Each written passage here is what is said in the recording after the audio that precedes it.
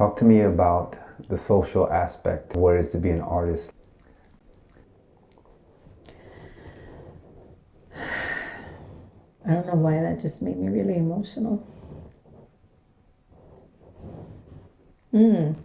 Music for me is such a blessing that the fact that I was able to do it and make a living doing it, it's being given one of the greatest gifts I could ever receive.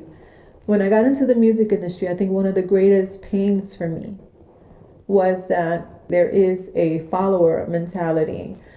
And as a result, there's a lot of abuse. But the abuse is able to take place because people allow themselves to be abused of. I don't just speak up for myself, I speak up for other people. And you can't do that because you wind up making a lot of enemies. I came up as a dance artist, and because I was Puerto Rican from the South Bronx, I was known as a Latin hip hop artist. It would become freestyle later. I've never fit in. I've had one or two acquaintances that became really close friends that, for whatever reason, could easily be turned against me. I have seen people who hated each other pretend to like one another. I'm talking about people that go out of their way to hurt other people, and that has always been a really hard thing for me. In fact, I'm just gonna stop talking about it because it really upsets me. I'm sorry. Talk to me about the magic in the music. When I was a child, this album that I released, Spanglish, I started creating when I was like 7 or 8 years old. I really think that I take dictation from God. I really believe that. It's really sacred to me. Every single song on this album tells a story of something I actually experienced. What I bring to my music is myself. I'm really proud of it because I believe that everyone has the ability to live whatever their dream is. Talk to me about Not Like You. Not Like You is a tongue-in-cheek way of dealing with an anger that I carried for a long time. The blessing that I have is that I could write about my joy, I could write about my pain, I could write about my anger. And Not Like You has allowed me to do that in the most fun way, because I really do believe that anger and resentment leads to cancer.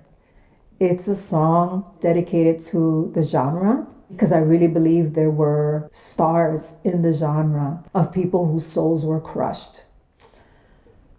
Not Like You is an emancipation, breaking the shackles. You get to deal with a lot of human beings that move through the world in a very despicable way. They were individuals who saw an opportunity to take advantage of people. I refuse to believe that people are intrinsically awful, because if I believe that I live in a world where the people that do these types of things are really just evil intrinsically, I don't want to live in a world like that. Sal Abatello, for example, he still tells lies about how I'm not working or how I'm difficult to work with. And you can ask any promoter, any DJ, any club I have ever worked in. I beg people to talk to any promoter, any DJ, any club owner I've ever done a show at. And they will all tell you exactly the same thing, because I am nothing else if not the utmost professional, because I really respect the fact that I get to do what I love for a living. I don't know what his personal life is like. I would imagine it's a very painful existence, because what you put out into the world is what you get back. And I can feel love and empathy for anybody. I even feel it for him in spite of the things he's done to me specifically. And my sadness for him is that when he passes, he will have to come face to face with his choices in this lifetime. I've given him love. Not Like You is about that experience. So thank you for making me realize just how strong a passion and spirit I have, because the only one that can take me out at this point is me. God wants for me what I want for myself.